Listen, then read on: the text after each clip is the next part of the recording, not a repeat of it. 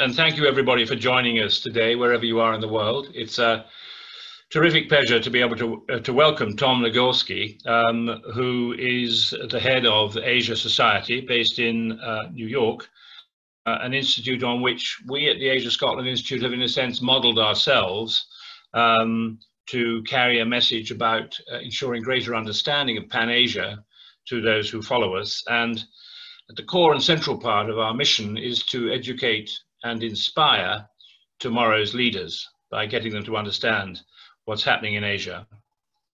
And for those who don't know, Asia Society is a leading education organization dedicated to promoting mutual understanding and strengthening partnerships among peoples, leaders and institutions of Asia and the United States in a global context. And it was founded in 1956 by John D. Rockefeller III, and it's a non-partisan, non-profit institution with major centers and public buildings in New York and around the world. And I wonder, and this may come out, whether what John D. Rockefeller III would make of Asia as we see it today. Tom, just by way of background, is Asia Society's Executive Vice President. And his own background was that he took over this role after a 3-decade career in journalism, having served most recently as managing editor for international coverage at ABC News. And before that, he was foreign editor for ABC's World News, Tonight, and a reporter and producer based in Russia, Germany, and Thailand. So there could hardly be anybody better qualified to lead us through the conversation that we're going to have right now. And Tom, welcome. And I wonder if you could start us off, please, with a chat about the origins of Asia Society, its purpose, and your own involvement. Well, thank you, first of all, to Doug and to Roddy and all of you in Scotland. It's a very generous introduction you've both given me. It's a pleasure to be with you. And I have to say, this is not worth anything for the opening, but if time permits at the end, I've said this to Roddy, I have a strange and interesting personal family connection to Scotland, and yet regrettably and actually probably inexcusably, I have never set foot in Scotland. But as I say, that's probably for later, and it's nice to be with you, even in a virtual fashion. Well, not yet. We hope to get you back in a real fashion to sample some of the fruits of Scotland in the future. Absolutely. I wish I could be there now, to be honest. So yeah, on the subject of the history of the society, I'll say a few words about that without a long history lesson. And then I was just saying to Roddy and Doug that in a way, you know, organizations like ours evolve slowly, like most organizations, I suppose. But the moment we are in right now, and it's not just for us, of course, but I think is it's already a very fast pace of evolution. And I'll talk a little bit about what that means. I'm not even sure I know yet what it will mean, certainly for the long term, but we're in a moment now where we are both fraught with some challenges, but I think on the good side, this crazy, it's only been about 4 or 5 months, are just full of teaching moments for us, and we're trying to do our best to learn well, shall we say. But back to the beginning.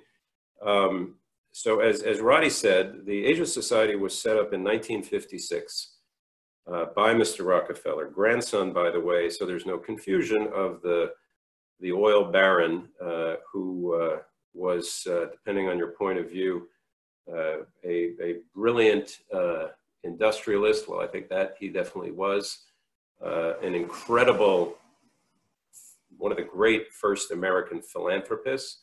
And also, some would say, just a really rough and people have said worse things than rough human being. Be that as it may, the grandson, who was his namesake, the third, was an interesting guy in many respects, but in terms of our creation and what's worth talking about here, first of all, he was an extremely well-traveled guy, not unusual perhaps for someone of privilege, which he was, but at the time, there just weren't that many Americans of any stripe visiting Asia, spending huge amounts of time in Asia, which he did initially with his parents before the Second World War.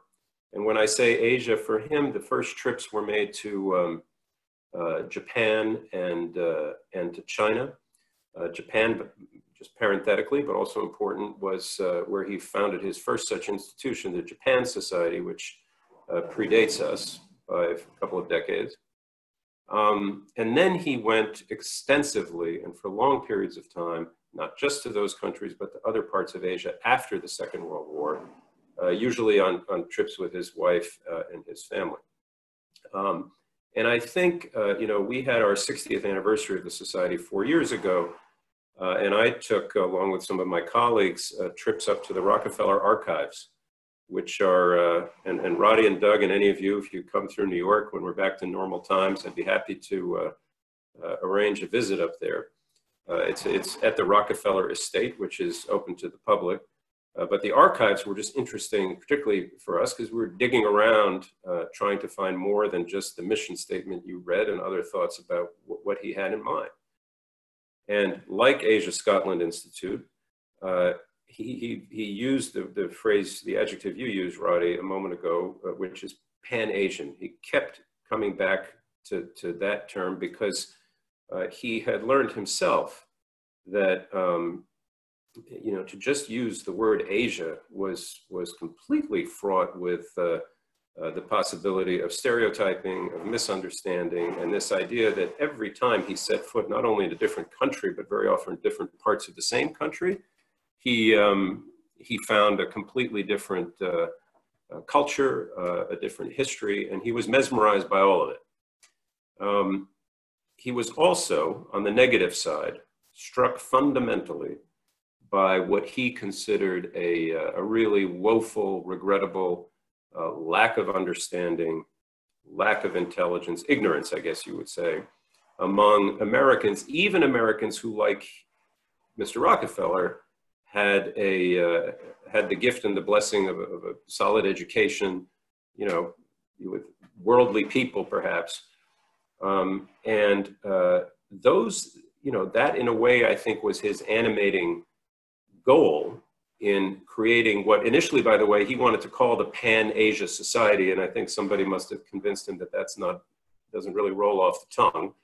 So they just made it Asia Society.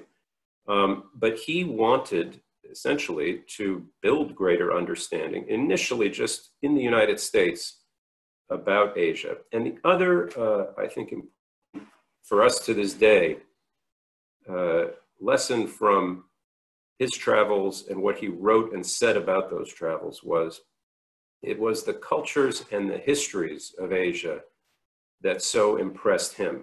Mind you, he spoke constantly about the potential of these people and places and nations. And when you think that he was saying these things and making these trips in the late 40s, early 50s, and there wasn't a lot of you know, publicity anyway about the great potential of China, which, you know, was in the throes of its revolution. Rampant poverty, obviously. India, forget it. Japan and Korea, coming out of, you know, the incredible traumas for Japan of the Second World War, and then of course the Korean War. Someone shared with me when we were doing that archive work a World Bank report on Asia. And if you look at that World Bank report and the forecasting it was doing, and you look at some of the things Mr. Rockefeller was saying and doing, I mean, he wasn't some genius sage necessarily, but his own views from his travel would be borne out, and his opinions far more accurately than anything the World Bank had put together, because those countries were on their backs, and I guess as a statistical academic matter, folks didn't see that kind of potential, and Mr. Rockefeller did. The point about culture and history is important for us because he stipulated that this wasn't just to be a place where the leaders of Asia would come and gather and in salons and all that, and policymakers and the like, but he wanted equal footing, if you will, for the arts and culture in the work of what the Asia Society was going to do. So that's 60 plus years ago. And before I get to what's happening right now, you know, in some ways, the Asia Society, as befits any organization that's been around for this long, has changed utterly, right? It was, as far as I can tell, a very sort of New York, Upper East Side, for those who know the city, boutique organization, a small board. Mr. Rockefeller was its first chair. And by the way, a board of all white, all male. You know, the Asia Society, this still was that kind of club, I guess. Today, we have a dozen centers around the world, roughly evenly divided between the United States and Asia, and one in Switzerland, in Zurich. We have a very diverse staff, as we should. And we have a very diverse board now, although still work to be done on that front, but it's a very large board, 70 plus. And it is, I would say, equal parts Americans or Europeans and Asians or Asian Americans in construct. We have 3 pillars of work. Fundamentally, the Asia Society Policy Institute. So there used to be, again, a kind of boutique policy arm of the organization that would do a lot of back-channel track 2 diplomatic work. It was small. You know, the metrics of impact were, I keep using that word, but I think boutique is the right one, because Asia Society was known in policy terms for many years probably only by the, the mandarins, to use an old-fashioned word, of policy and think tanks and the like. Now it's a much more, Kevin Rudd, the former Prime Minister of Australia, who runs it, likes to refer to it as a think and do tank. It's much more public-facing, although that back-channel work still goes on. We have a global arts and culture team, and we have a Center for Global Education, along with other areas of work. And you mentioned, Roddy, the work that Asia Scotland Institute is doing in terms of young leaders and leadership. We have other areas of work that I think cross all those pillars and then some. And the Asia 21, it's called Asia 21 Young Leaders Network, which now has north of 1,000 sort of superstar members and chapters all over the world, is one of the jewels, I would say, in that bunch, plus our public events platform and our online platform. It reminds me of one other thing that I found both interesting and kind of amusing. I don't know if it would be relevant to your organization. Mr. Rockefeller used a word called the word scatteration when he warned, as the institution went forward, that the Asia Society beware of the risks of scatteration in its work. I, English literature major that I am, thought, well, that's silly, that's not a word. Well, it's in the Oxford English Dictionary, scatteration, and it means what it sounds like. Today we might say mission creep, right? That we, and I am very mindful, and I know some of my colleagues are as well, because I mentioned all those things we do. We are a bit scattered sometimes, in the sense that we have those pillars.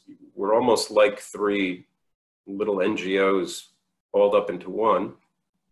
I know you had Orville Schell from our Center for U.S.-China Relations on your platform not long ago.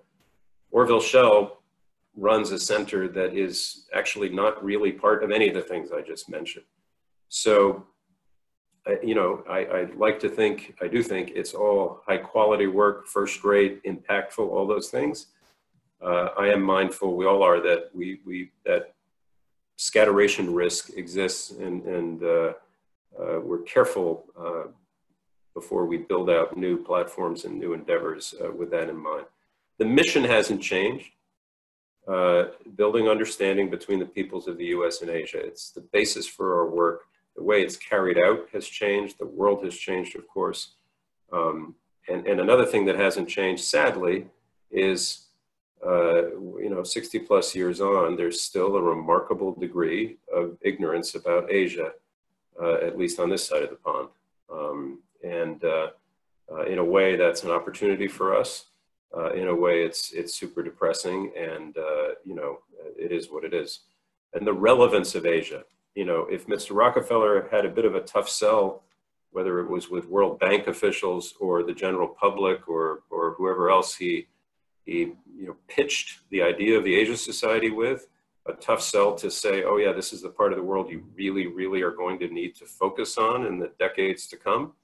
Well, that's not a tough sell at all, as I certainly don't need to say to you. It's a no-brainer.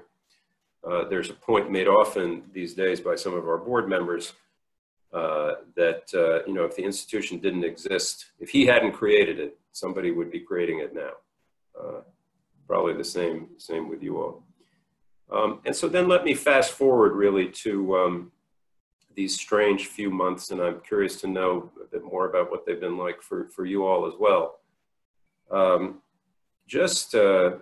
Because my brain is turned into a bit of a calendar, backwards facing calendar when I think of these. It's been 4 months, right?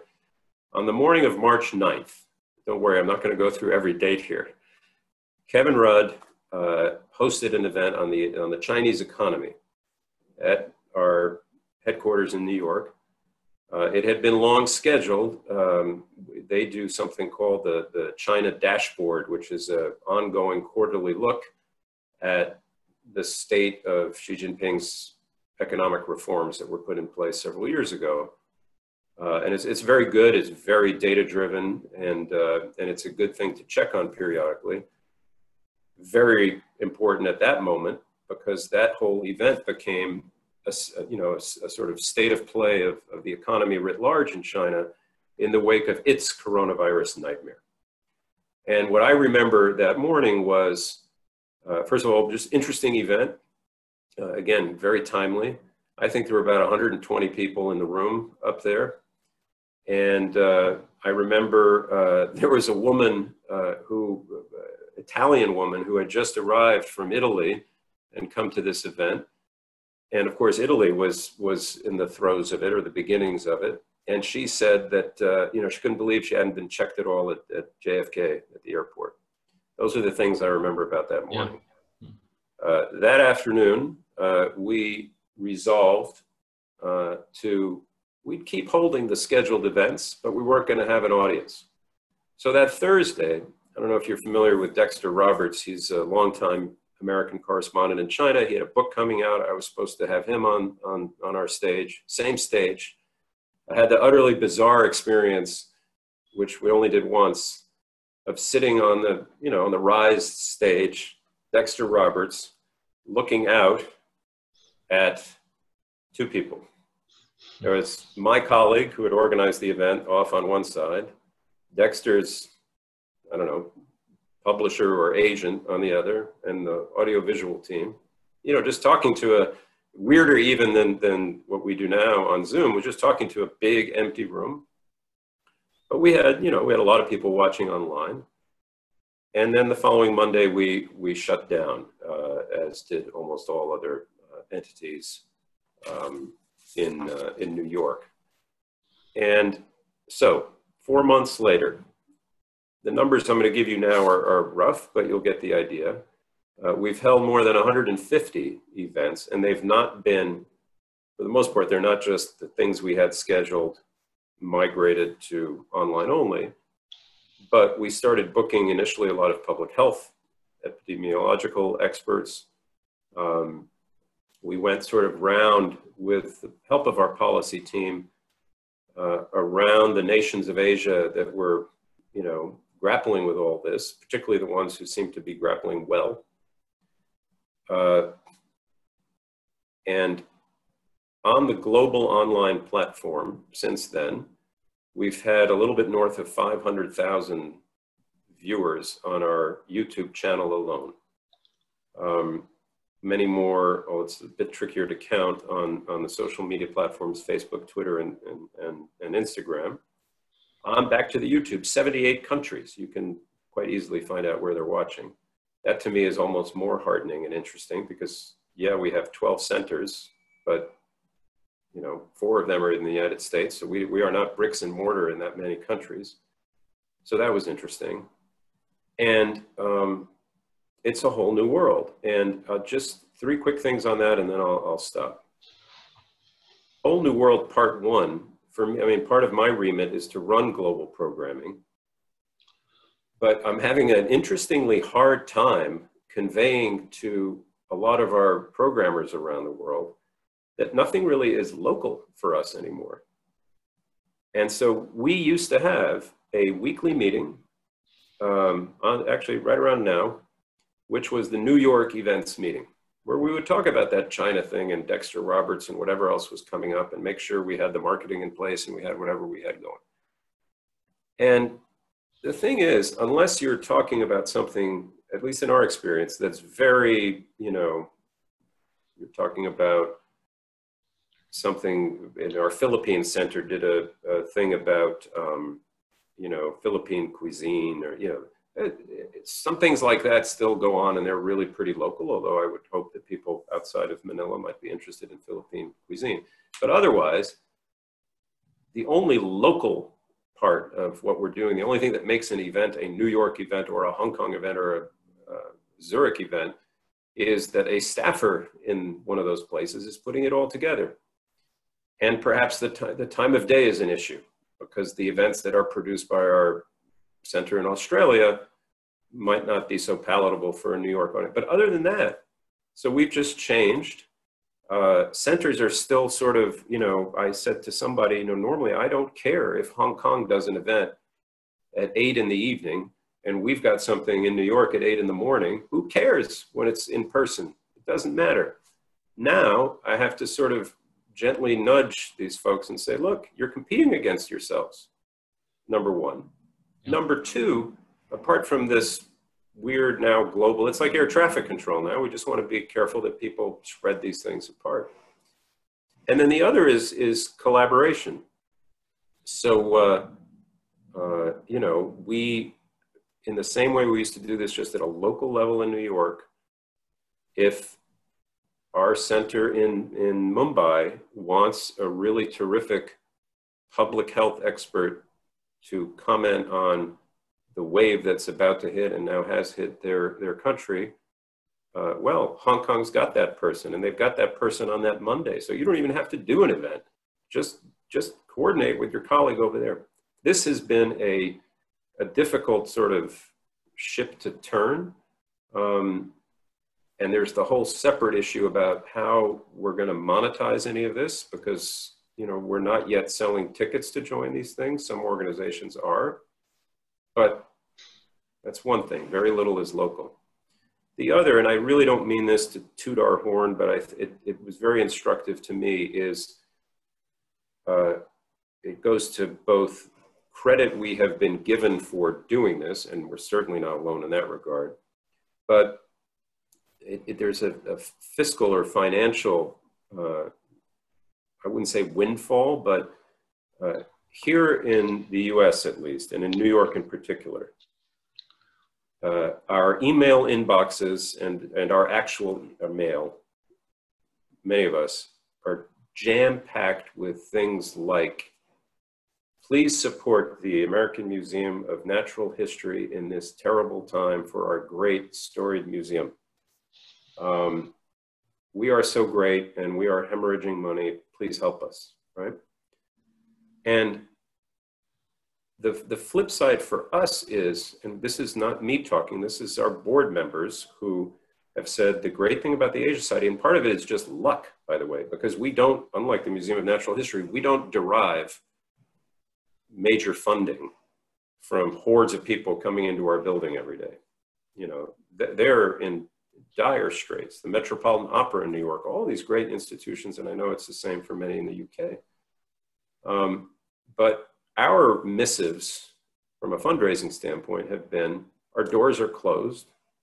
But in a way, we're as busy or busier than ever. And in some ways, just back to those metrics, maybe our impact is even greater than it was. And then lastly, there's the conversation that is underway all over the world, just about the extent to which these changes in how we do what we do are going to be just last as long as it takes for us to get a vaccine and to return to some normalcy, which my country in particular seems to have grave difficulties with, or permanent. You know, are people going to, and this is just right now, it's just a matter of opinion and nobody really knows. There are some who will say, we're so tired of these Zoom meetings and conversations, and we can't wait to be at a dinner, in a bar, having these discussions in person, can't substitute for that. And on the other, you know, yeah, but who's really in the mood now to fly to events, to conferences? And by the way, we can do this with the same intellectual capital and content, and with much greater ease and at much lower cost. And, you know, so those, are we in a whole new world for what we do? Or are we in a hiccup or a blip that will, you know, end in a few months or a year or what have you? I think I'll stop there. I said I'd be brief and I haven't been, so. Tom, well, thank you. That's extremely interesting for us. In fact, we sensed that something was going to change as far as we were concerned when the Brexit vote happened. Yeah. And I remember recording a message to our followers saying that for many, Brexit is a terrible blow, but this is a very strong reminder that the United Kingdom now has to develop its trading and other links with other parts of the world. And we are in particular looking at Pan-Asia. You know, Asia defined as from Syria in the west to Japan in the east, and including Central Asia, Southern Caucasus. So that, in a sense, for our followers, gave us something of a lift back then when that referendum happened. And then at the end of last year, I was beginning to realize that the sheer economics and difficulty of getting speakers who we wanted to have from Asia to visit Scotland, in a way going to London is easier because people are there, or tend to go there, getting them to come and share their thoughts with us would be much easier for us if we started to use social networks and webinars. And we had that built into our strategy, I'd like to think, before, of course, COVID hit us. And we've been following now for a very similar path to you. There are some particular issues, of course, that are germane for the UK, the issue in Hong Kong, where we used the two young legislators that you had on your panel. I think they were on with, was that with Kevin Rudd? I don't think Kevin was. It was one of your colleagues. Yeah. Talking to them. But we had as the third member of that panel, Sir Malcolm Rifkin, the one-time Foreign Secretary, sure, who was the architect of the agreement with China and the treaty that's now deposited at the United Nations. And he was forthright in his condemnation of what he saw was happening. And then since then, of course, we have the whole issue with Huawei, where the United Kingdom has been slow to change, I'm sure, under considerable pressure from the United States. And Mike Pompeo was here earlier this week, I'm sure, beating the drum about that. And Mnuchin was here earlier on about that. And this runs in many ways counter to the way that many people in Scotland think, which is that as a part of the United Kingdom, as a nation with a population about the same size as Singapore, funny enough, 5.4, 5.5 million, the economy unfortunately is not the same. The Scots have got up and got out and traveled all over the world. And whereas perhaps when I was young, they would say, go west, young man. Now it's go east, young person.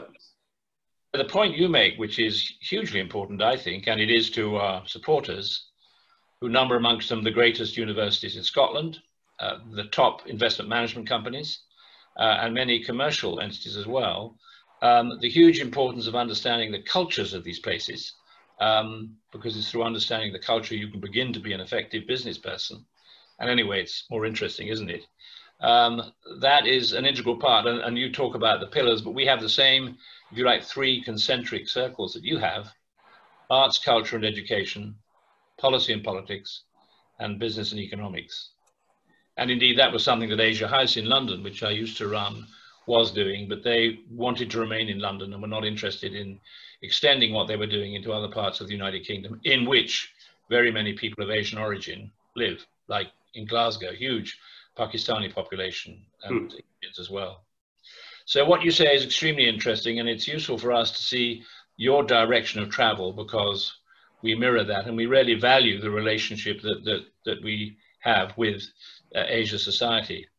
And I think that brings me to the point where I'd like to ask Doug Cook, our director, if he could sort of pick up from there and put some questions to you, and then see where we go from there. Doug, over to you.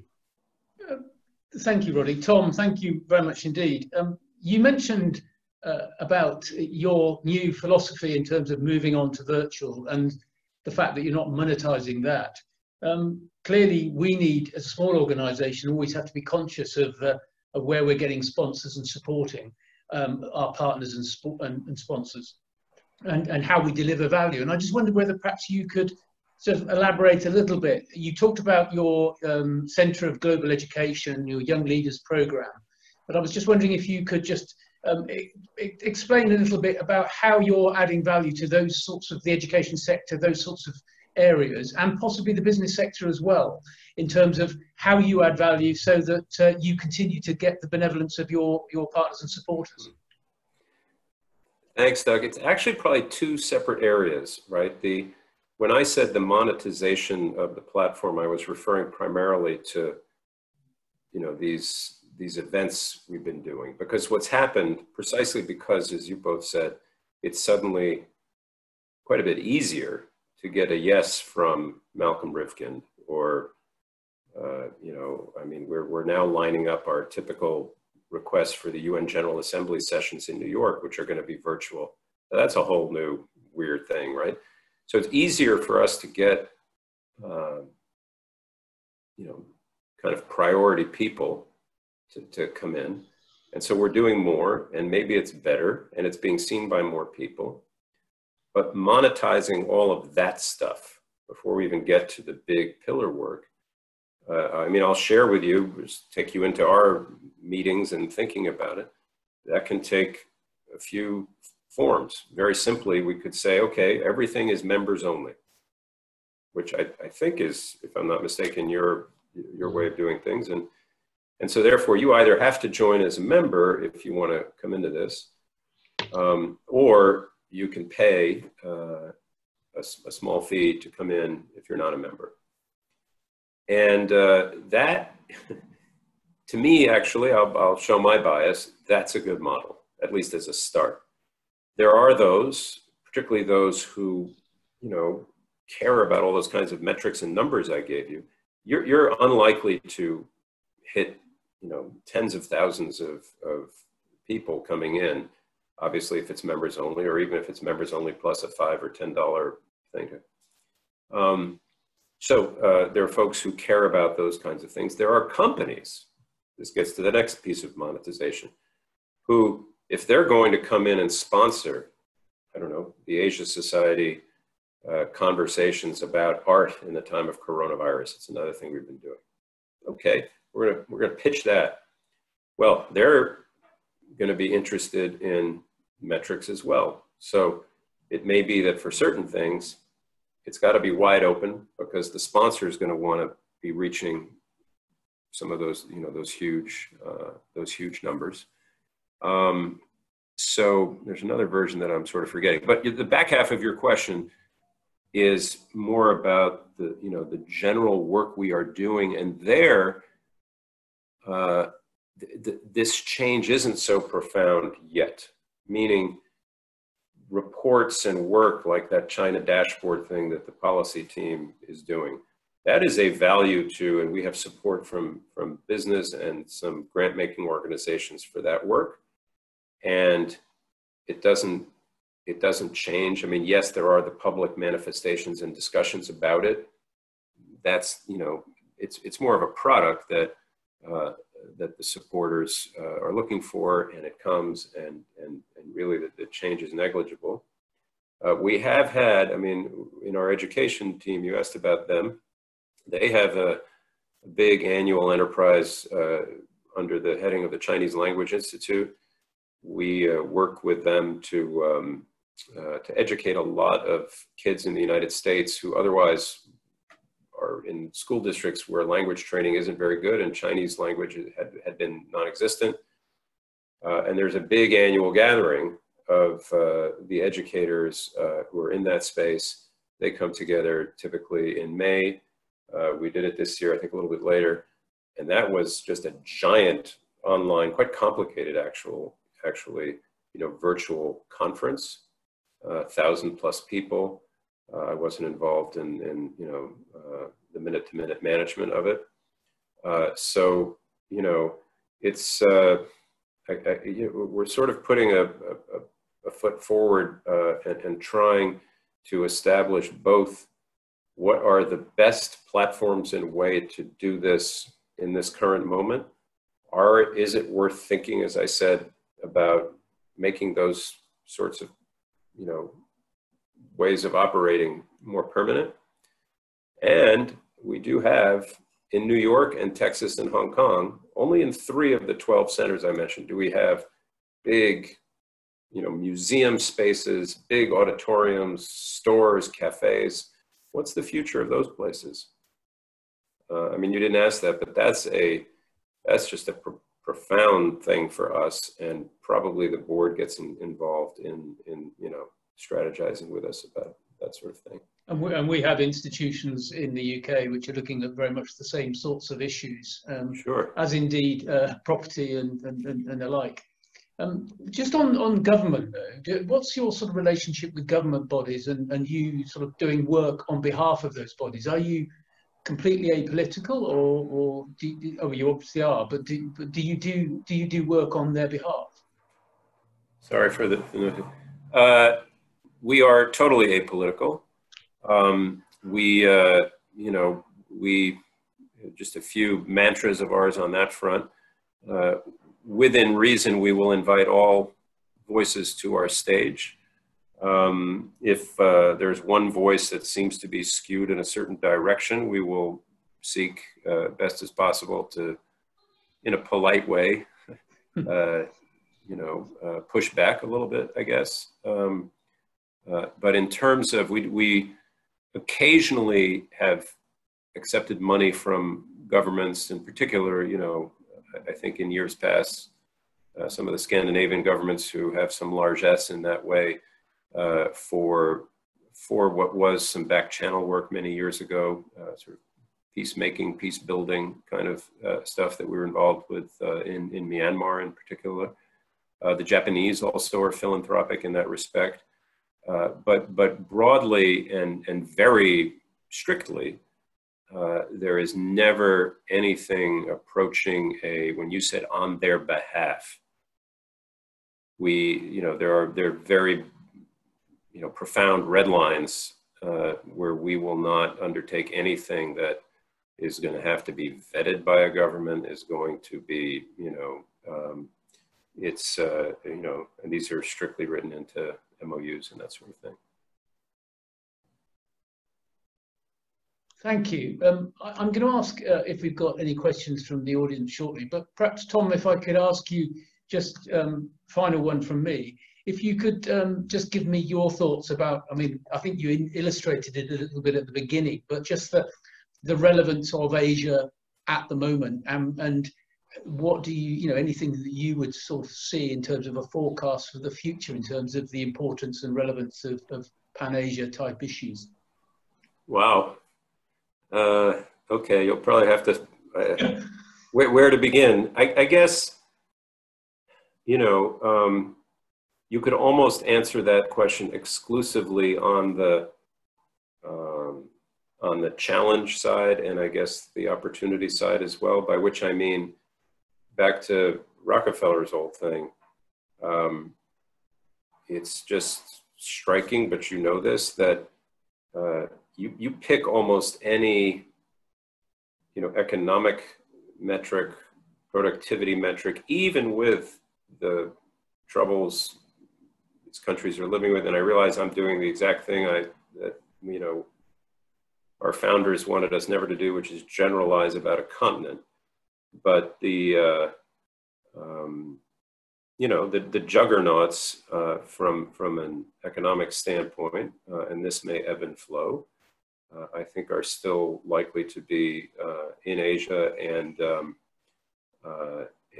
the cliche of the Asian century is a cliche with some meaning and ballast behind it.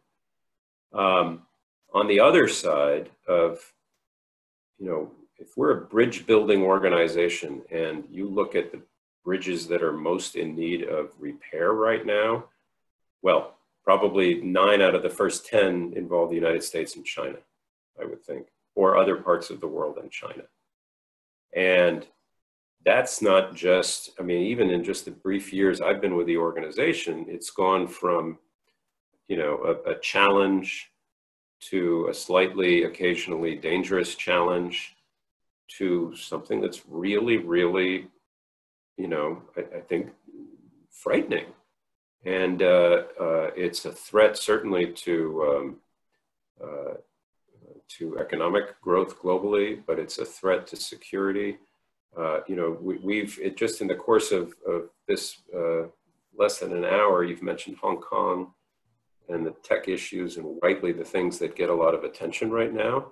The South China Sea, which just feels like that old chestnut that is, I won't go into it here, but there's great trouble afoot there at the moment. And the Asia Society is not in the business generally of, there's too many other organizations that are, very busy and have been for a long time sorting out, okay, here's a roadmap to something better in the South China Sea. Here's the, we have public dialogues. We don't, we try obviously not to duplicate the good work of others.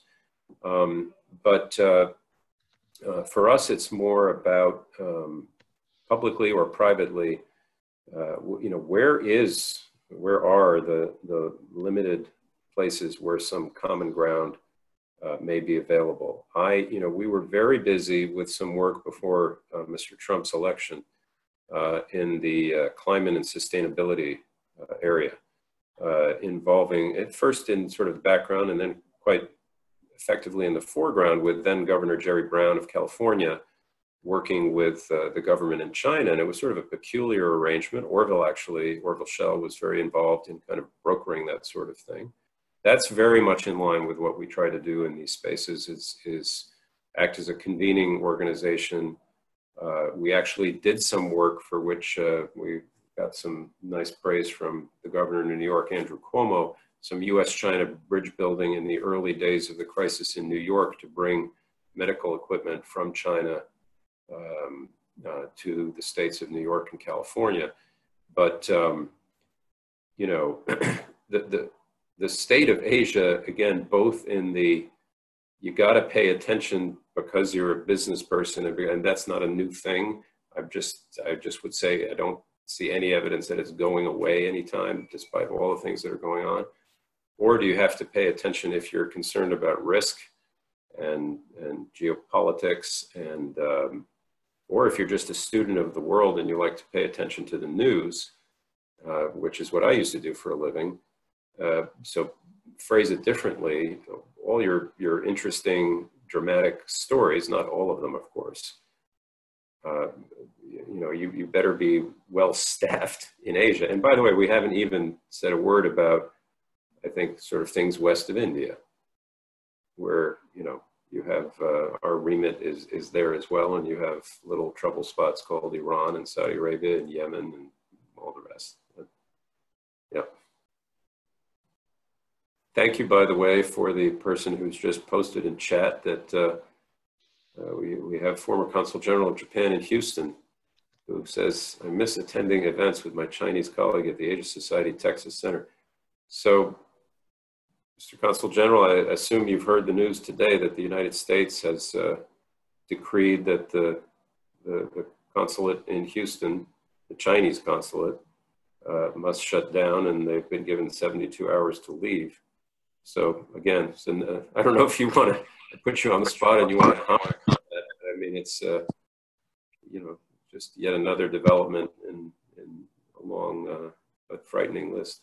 Well, what I just thought that, the like COVID you got to have a balance between, the avoiding contagion, and at the same time, you need to have the this economic activity going on, that it might be possible in the future to develop, the that where you can allow this intellectual exchange to take place while avoiding the risk of, the counterfeit or, the intellectual fraud or some security issues.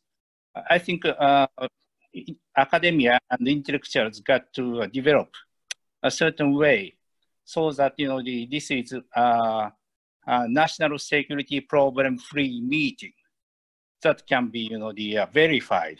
Then by developing that sort of norm, procedures, maybe it will be possible to have a more lively conversation with Chinese.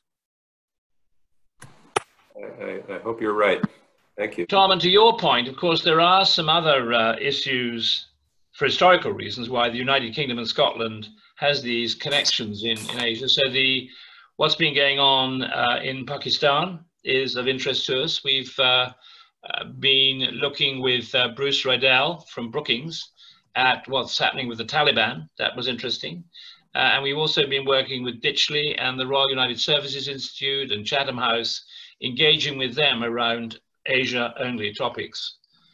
And then the other thing I'd say, I suppose, is that with the Edinburgh International Festival not functioning this year, what we will be doing is telling people about the cultural events, the concerts and the talks and the exhibitions that they will be putting on in their virtual, if you like, program, and sharing that with our followers.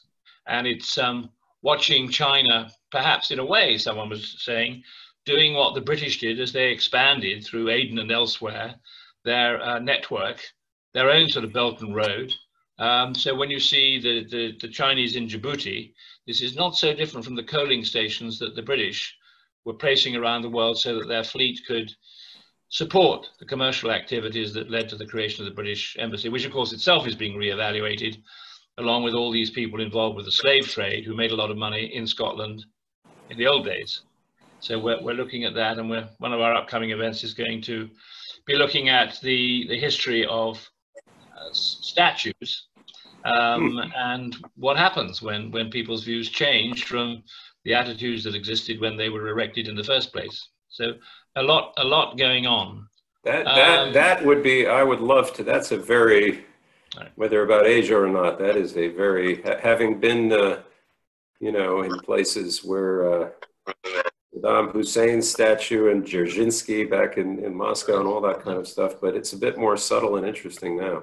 Yeah, good. Well, we'll link you into the talk on that's coming up with Sunita Kohli, who is a great expert on Lutyens in Delhi, and Lord Charles Bruce, who is on our board. He is a direct descendant of the Elgin marbles. So, oh wow, that'll be interesting.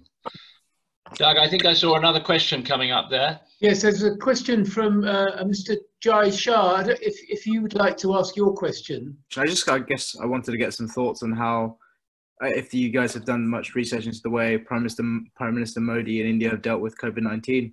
Pretty simple kind of question, because there's a lot of news in India currently about the way and like local spreading news about how there's going to be local lockdowns and kind of cases are still spreading, really. I just kind of wanted to get your insights. Right. Well, your insights, thank you for the question, are probably as good as, or actually they're probably much better than my own. I have it sort of from osmosis because we have done a few events. I mentioned that we've done these programs where we bring in experts, and we did a couple. I think one was just on how the country had been doing, and another on involving India and Singapore and others on the whole issue of using technology, to help. And I would only say this: first of all, I remember when this broke and people said, "My gosh, please let somehow India escape this," just because, and Pakistan. I mean, countries with the level of just population, basically, but also real urban squalor and issues that make things like social distancing,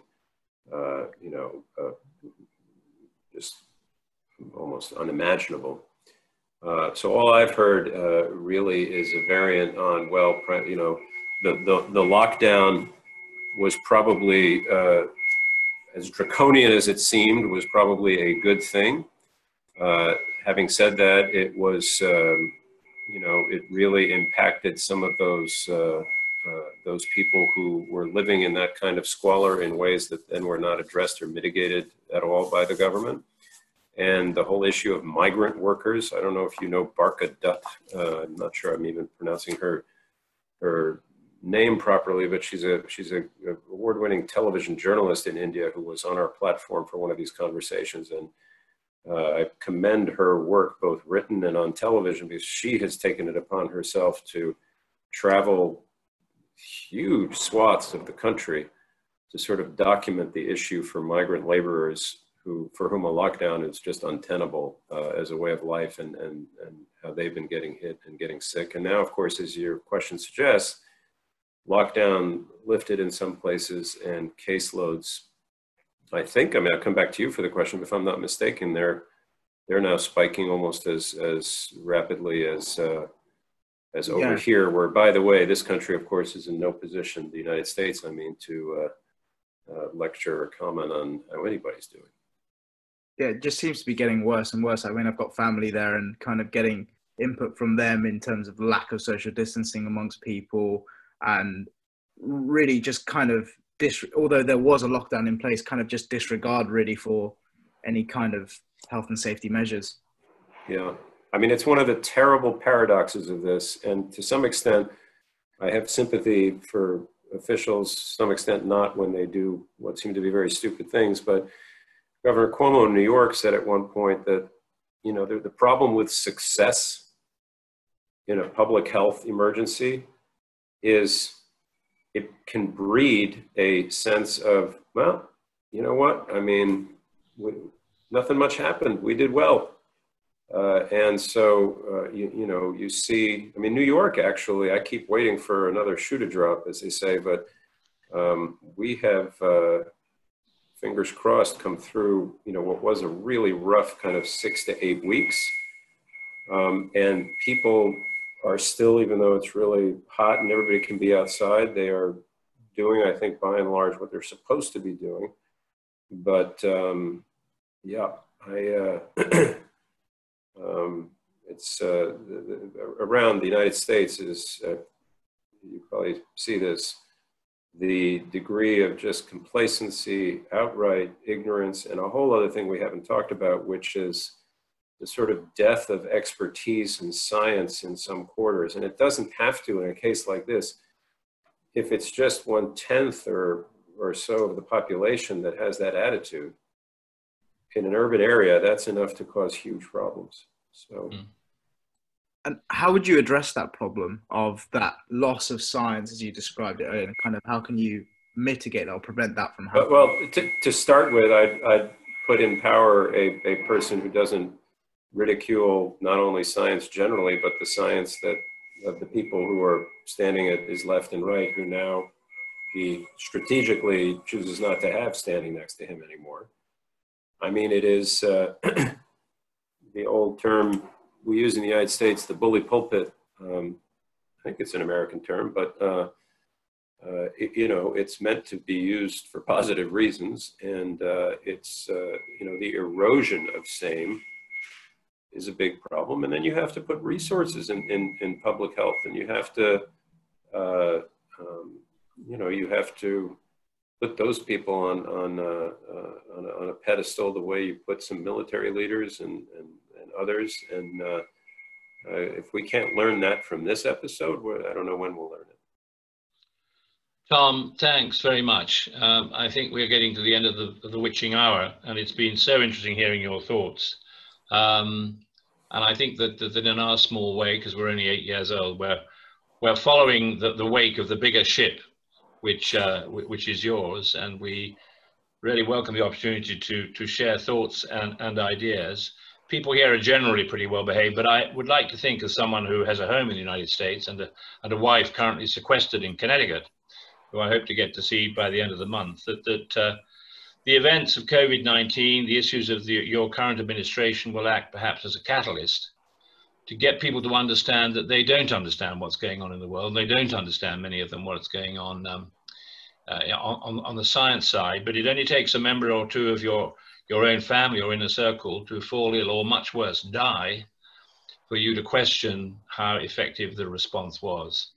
And so when we point fingers at other countries like China and India, we need to be careful. It's not sometimes a case of the kettle calling the pot black, as we say in Scotland, and we should beware of the schadenfreude that goes with that. But can I thank you personally on behalf of Asia Scotland Institute for your commitment and agreement that we can do things together and share information. We will send you, I hope you're getting them, despite this barrage of emails, good details of what we're doing in the future. And we have, to your particular point, have had considerable success in talking to the new, for example, Chief Executive of Unilever, to Sir Martin Sorrell, to other business leaders, the new Chief Executive of Aberdeen Standard, and ask them to come and share their thoughts about where they're taking their companies in the future. And they are certainly happy to do that when they only have to set aside 1 hour, as you have kindly done, to share their thoughts without having to travel to where a physical meeting might be. Although, of course, in time we will be returning to that as well. So, Tom, thank you from all of us for joining us from where you are and for sharing your thoughts. Thank you very much indeed. Thank you. It's my pleasure, and I just hope to see you in Edinburgh one day.